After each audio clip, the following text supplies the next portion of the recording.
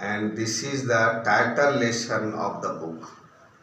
Title lesson, you know, after which the book is named, that is called title lesson. His first flight, title lesson. And in this third chapter, we will study 2 lessons. His first flight. Is my voice clear to you? Very good. In this chapter, we have 2 lessons. His first flight and black aeroplane. And before starting the lesson, here we shall find how the human beings have tried to make the flight. Before you read, you also get the information. Since the earliest times, humans have learnt, humans have dreamt of conquering the skies. सपना देखा है skies को जीतने का. Here are 2 stories about flying. And you know that on 17 December 1903,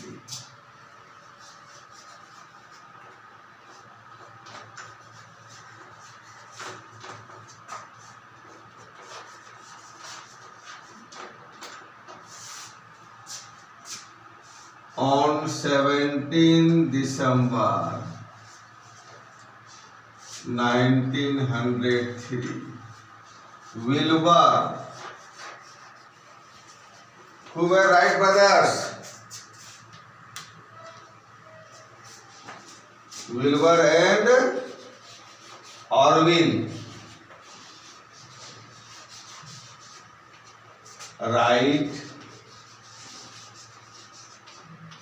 made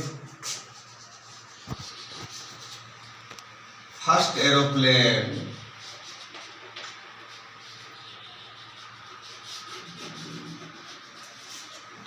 that remained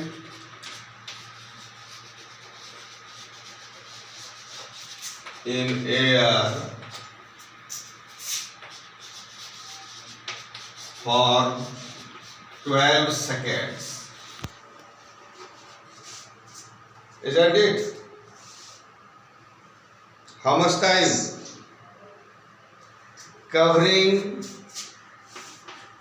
120 feet. So this is the dream of human beings since the earliest times. Do you also want to fly? Have any one of you enjoyed aeroplane, the flight by aeroplane? Very good. But you know that there are 2 types of learners in the world. One is slow learner and the other is fast learner. Bird has got natural gift by Almighty God that it takes flight. There was one family of seagull. Seagull, you know, it has the long pointed white wings and small feet that lives near the sea. That's why it is called seagull. Okay, pointed wings, white wings with short leg, seagull. There was one family, seagull family, father, mother, and 3 sons and 1 daughter. The young seagull was very afraid to take his flight. His younger sister had already flown away. It means she was a fast learner. His 2 brothers had already flown away, but this young seagull had not gathered his courage to make his first flight. He was a slow learner. But you know that मंजिलें उनको मिलती है जिनके सपनों में जान होती है। पंखों से कुछ नहीं होता, हौसलों से उड़ान होती है। And he had no courage. He had no confidence. And you know that lack of confidence can break you. If you have no confidence, then it can break you. And full of confidence can make you. If you have no confidence, then you can become strongly mental. But if you are confident, then you can become mentally strong. This is the difference. No confidence, it means you can become strongly mental. Voice is not clear? And so I was saying that lack of confidence can break you, but full of confidence can make you. And due to lack of confidence, you can become what? Strongly mental. And if you are full of confidence, then you can become mentally strong. If anyone has no confidence, then he will have what? Hopeless end. Hopeless end. But if anyone has confidence, then he will have an endless hope. Endless hope. आप जानते हैं पंछी जब अपने पंखों पर विश्वास करता है तो सारा आसमान उसी का हो जाता है। इसलिए हम लोगों के पास भी अपना करेज है, कॉन्फिडेंस है। So we must believe in our own self, then we can conquer the whole world. So this is the story of young seagull, and that young seagull was living alone on his leash. What do you mean by leash? Leash is a meaning is given a narrow horizontal shelf. आप देखते हैं दीवार पर जो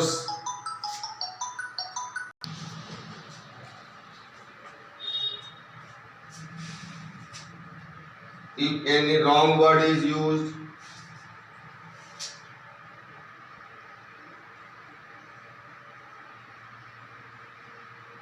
can you find out, or everything is okay? Besides, this story also emphasizes the role of parents to help their children to overcome their fear. कोई ऐसा word use हुआ है that should not be used, उसे use नहीं होना चाहिए था। Can you bring it into your notice?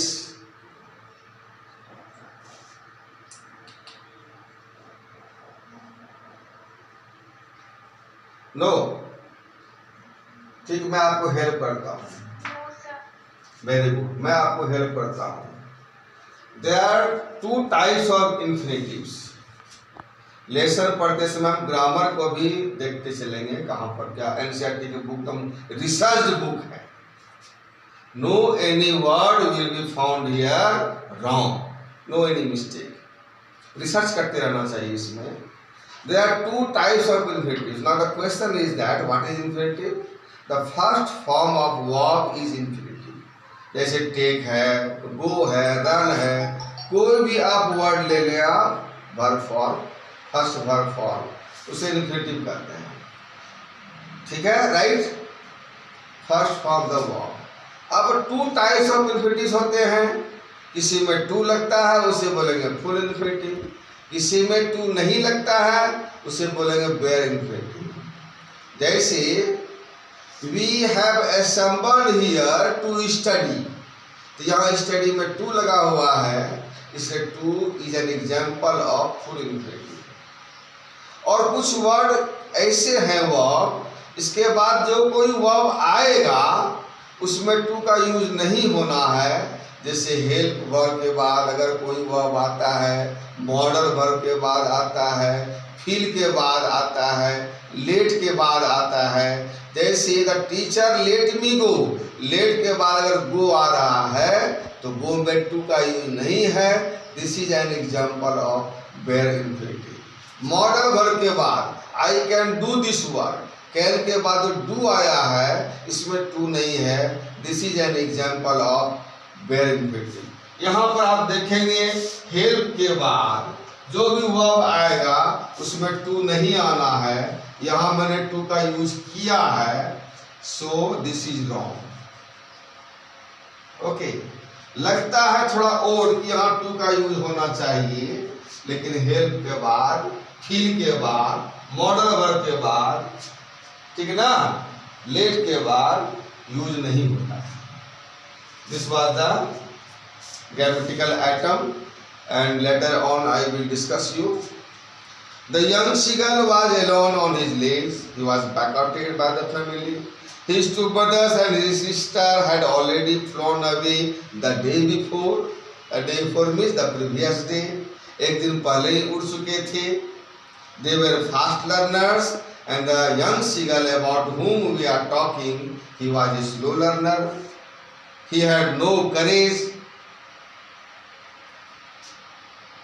He had been afraid to fly with them. Somehow, उसने देखा कि सभी लोग उड़ गए हैं, and my family had banqueted me. इसलिए किसी प्रकार से वो आया।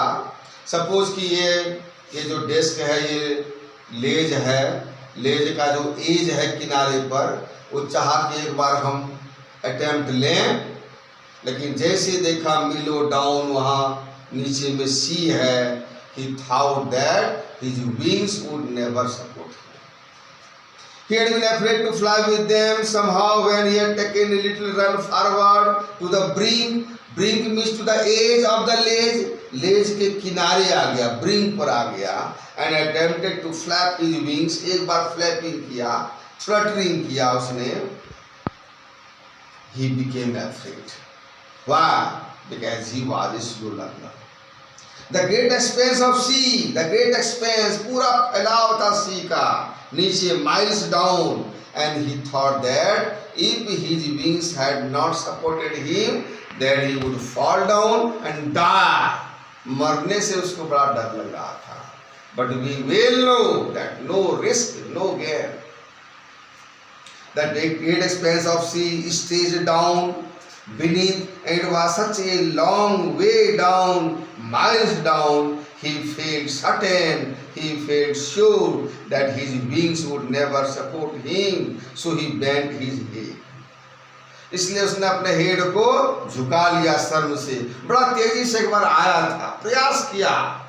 आप जानते हैं जब हाई जंप लोग लगाते हैं, लॉन्ग जंप लगाते हैं, बहुत प्रयास करते हैं, लेकिन हिम्मत जब काम नहीं करती है तो अपना सर जो है शर्म से झुका लेता है।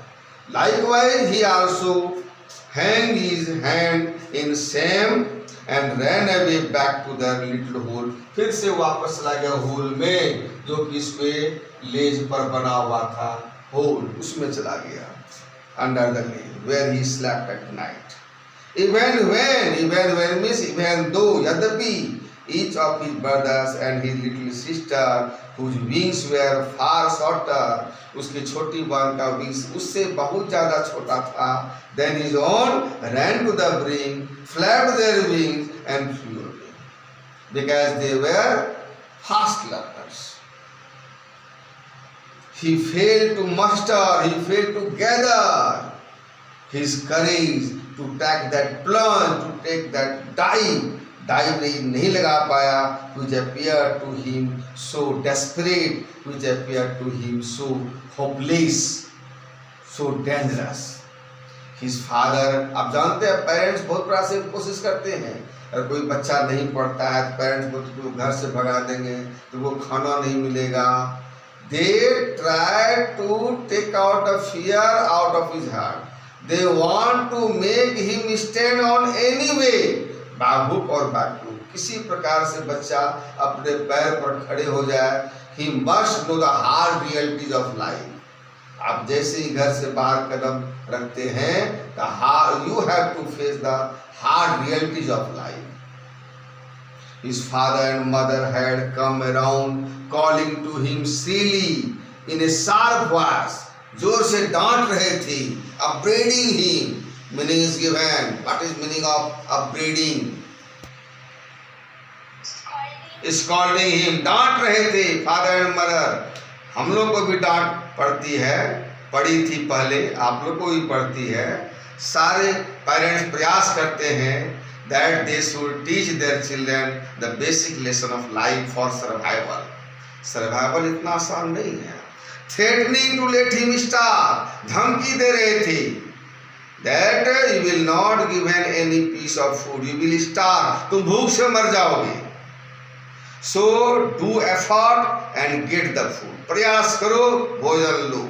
No one will give you any piece of food. धमकी दे रहे थे टू लेट हिम स्टार. अब देखिए लेट के बाद जो स्टार आया है, जो about which I was talking, let के बाद जो स्टार भरवाया है, वहाँ टू का यूज नहीं हुआ है. This is an example of what? Full infinitive और bare infinitive? Bare infinitive. On his legs unless he flew away, जब तक वो नहीं उड़ता है तो तुमको भूख से मरने के लिए छोड़ दिया जाएगा. But for the life of him, he loved his life so much, he could not move. वो मूव नहीं कर सकता था. 24 घंटे हो गए थे. The family had boycotted him. That was 24 hours ago.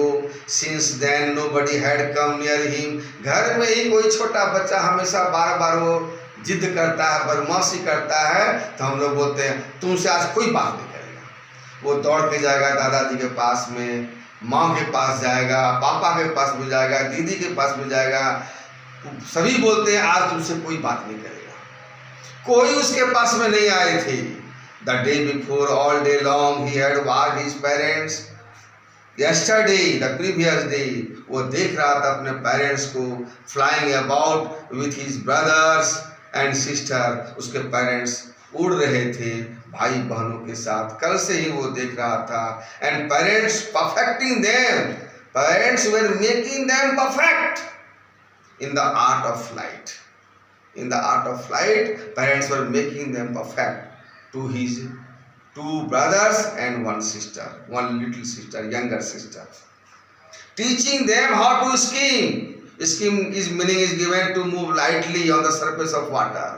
पानी के सरफेस पर खड़ा रहना, that is called skimming. वो सिखा रहे थे the art of flight and to skim. ये पेरेंट्स से काम होता है बच्चों को सिखाना, चाहे डांट से हो, प्यार से हो, जैसे भी हो, by hook or by crook, by any means. Parents want their children to stand on their own legs. This is the dream of every parent. How to dive for fish? कैसे फिश के diving करना है. He had in fact seen his older brother. और अपने बड़े भाई को भी देखा. Catch his first herring. Herring क्या आता है? Meaning is given a soft finned sea fish. मुलायम पर वाले, आप जानते हैं पर होते हैं मछली को, सी फिश होती है, वो हेरिंग कराते हैं. Very delicious, very tasty. Who had enjoyed, जो खाते हैं उसके लिए बहुत अच्छा, जो नहीं खाते हैं okay. He had in fact seen his older brother catch his first herring. पहला शिकार किया था हेरिंग का. एंड डिवोर इट, उसको निगल गया. And parents were making proud cackle. एकदम क्लैपिंग कर रहे थे, कैकलिंग कर रहे थे. वाह, वेल डन, वेल डन. देखो, ओ देखो वहां पर कौवाड़ है, वो देखो कैसे वो लेज से देख रहा है. वो बेशर्म कहीं का, courageless, no courage, no confidence. Standing on a rock while his parents circle around, उसके चारों ओर आगे, raising a proud cackle, raising a proud happy sound. And all the morning the whole family had walked about on the big plateau. What do you mean plateau? क्या बोलते हैं इसको हिंदी में?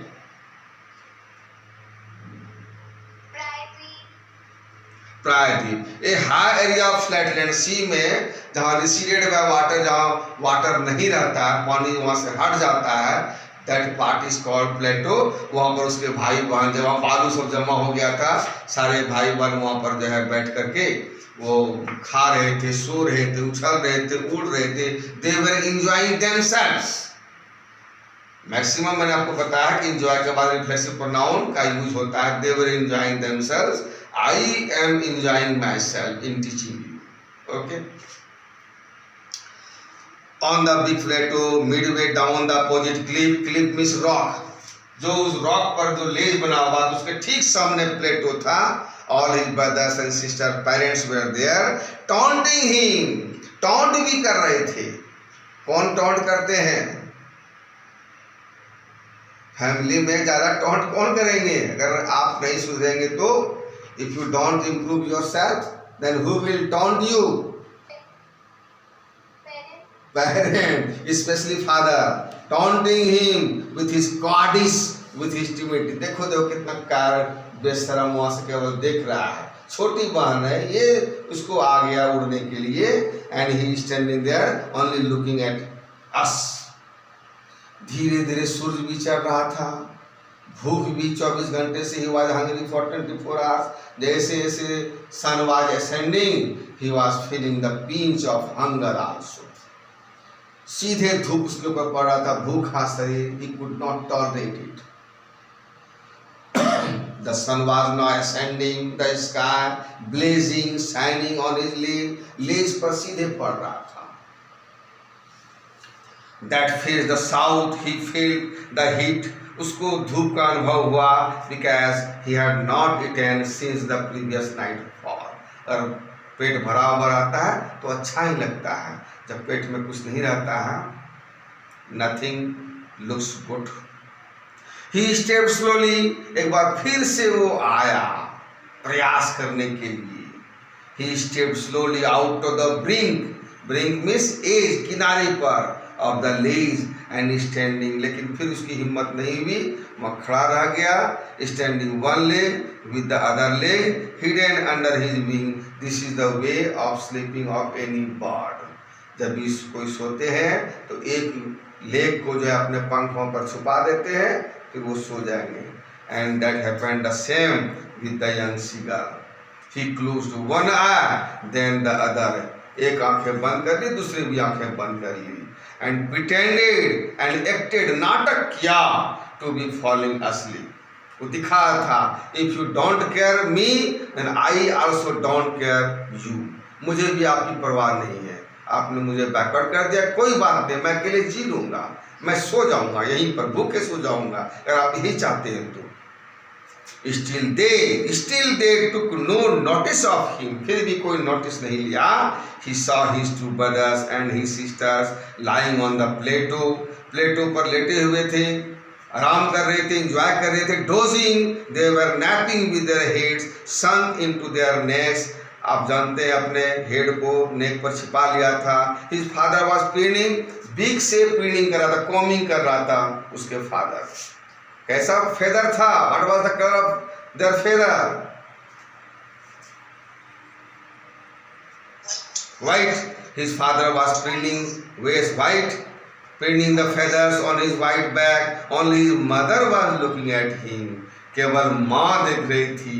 आप जानते हैं माँ माँ होती है, माँ के पास ममता होती है। वो देख रही थी कि मेरा बच्चा कैसे भूखा वहाँ पर अकेले पड़ा हुआ है वो।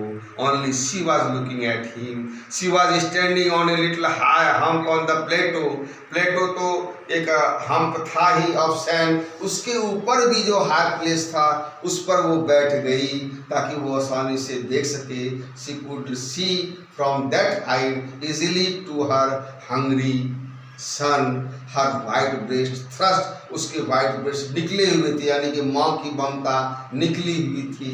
Forward, now and again, time and again, बारंबार, she tore at a piece of fish, एक फिश का पीस को बार बार वो टीयरिंग कर रही थी। वो दिखाना चाह रही थी, if you don't come then I will enjoy this piece of fish myself, if you want to have it take flight and come here. आ जाओ। वो दिखाना चाह रही थी, एक्चुअली उसे खाया नहीं जाता। Now and again, time and again and again, she tore at a piece of fish that lay at her feet and then scraped each side of her beak on the rock. ये bird का स्वभाव होता है, rock पर अपने beak को scrapping करती है, ऐसे तेज करती है, ऐसे तेज करेगी। She wanted to show that if you don't come, I will enjoy. So please come. और वो एक तो भूखा था, सन का हीट बर्दाश्त नहीं कर पा रहा था, उसके बाद उसने भोजन देख लिया, वो भी इसी प्रकार से स्क्रैपिंग करता अपने बीक को रॉक पर और उसको टीयरिंग करता पीस ऑफ फिश को। Then he enjoyed it. उसने जब देखा इस भोजन को, पागल हो गया। The sight of the food maddened him. Mad adjective से वर्ब बनाएंगे तो डबल डी हो जाएगा, फिर वही रूल आ जाएगा। एम डी कॉन्सोनेंट के बीच में a vowel letter, the last letter becomes double. The sight of the food maddened him. How he loved to tear food. कैसे इसी तरह से वो प्यार करता था फूड को टीयरिंग करने में, scraping his beak now and again to wet it, to sharpen it. Okay, now it is time for me to start the next class and you will write the answer of question number 1. Very important question. Think about the text. Why was the young seagull afraid to fly? Do you think all young birds are afraid to make their first flight? Can you write? Yes, sir. और number 2 आपको मैं लिखाऊंगा, I will dictate you और right on the board. तो बहुत important वो question number 2 है, वो long answer के लिए बहुत। एक आपको मैंने होमवर्क दिया था ट्रैम्प ऑफ सदरी में, love and sympathy can transform you an a theme, आपने बनाया नहीं। और एक मैंने होमवर्क आपको दिया था ट्रैम्प ऑफ सदरी में, why did Mrs Pumphrey cry out this is triumph of surgery? Did Mrs Pumphrey know what Tricki's element was? आपने बनाया नहीं। Those were very important. हाँ, you have written, only 1 or 2 students had submitted send their homework, but most of you have not. तो जो homework मिलता है वो बनाए, जो नहीं बन पाता है आप बोलेंगे, ठीक है। Now I am leaving the class. You will answer the question number 1 thinking about the test. Okay.